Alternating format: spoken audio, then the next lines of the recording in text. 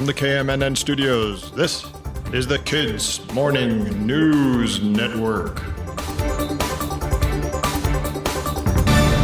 Good morning. It's February 19th, 2024. Just 315 days left in 2024. I'm Alex in the KMNN studio in New York. I took a couple of days off, but I'm back and I'll talk more about that later on.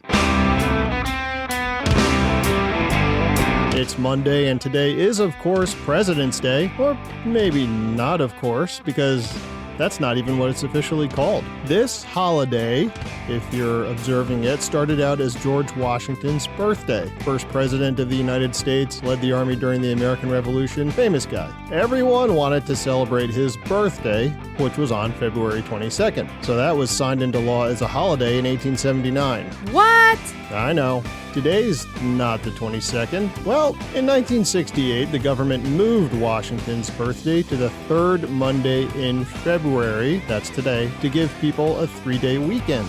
And people wanted to celebrate Abe Lincoln's birthday, too. That was on February 12th. Some states just started lumping Lincoln in, too. So, President's Day. But guess what? The federal government, the big guys in Washington, D.C., still call it Washington's birthday. And so do some states.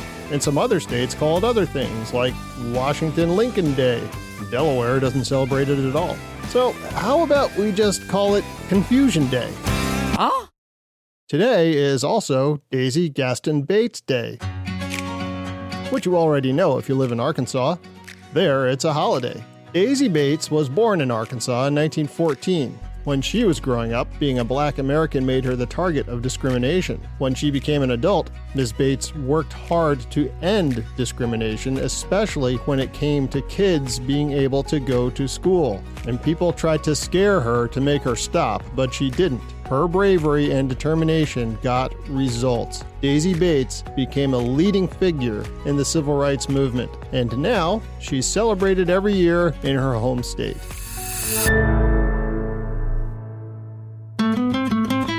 Happy birthday, Nicolaus Copernicus! He was an astronomer who changed the way we understand our galaxy.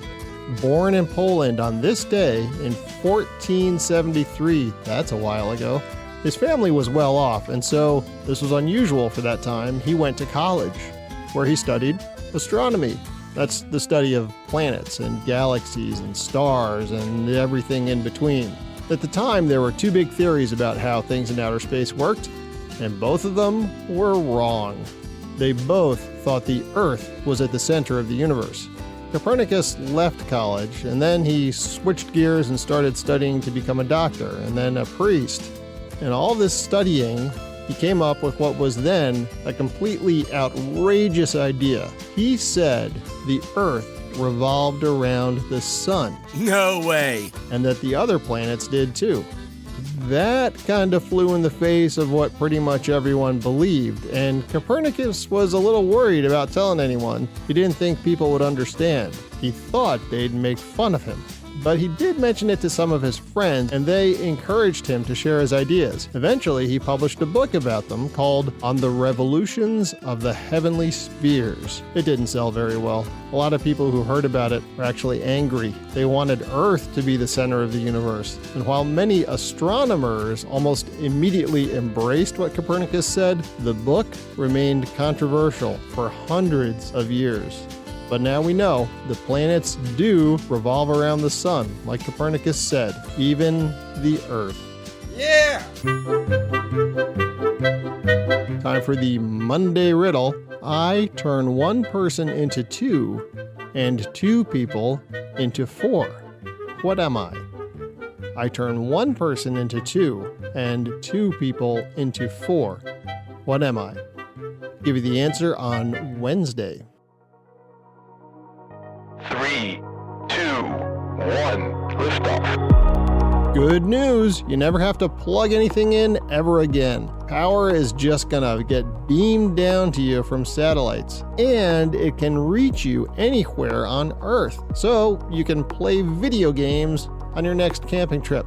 Maybe not quite yet, but the website IFL Science reports that a group of researchers from Caltech, which is a college in Pasadena, California, have actually pulled this off. They have a satellite with solar panels orbiting the Earth. That satellite has been able to beam its power down here to the surface. They've done it a few times already. They've also sent power through space. All of this could lead to solar power generating satellites that send power anywhere on Earth, even places with no power lines, places where natural disasters have damaged power stations. The satellites could also, say, orbit the moon and send power down to a moon base. See you later, batteries. In the weather today, rain and snow in the west and some high winds. Most of the rest of the country will be sunny though. Looks like a nice day. If you're a regular listener, you know I took a few days off last week to catch up on other work. I thought I'd be gone longer, but I'm glad I wasn't. But from now on, I'm only going to be able to do this podcast 3 days a week. So I'll put out new episodes Mondays, Wednesdays, and Fridays. Hopefully, I'll be able to get back up to 5 days a week sometime in the future. In the meantime, thank you for listening. I'll be back on Wednesday, and I hope you are too. From the KMNN newsroom, this is Alex, signing off.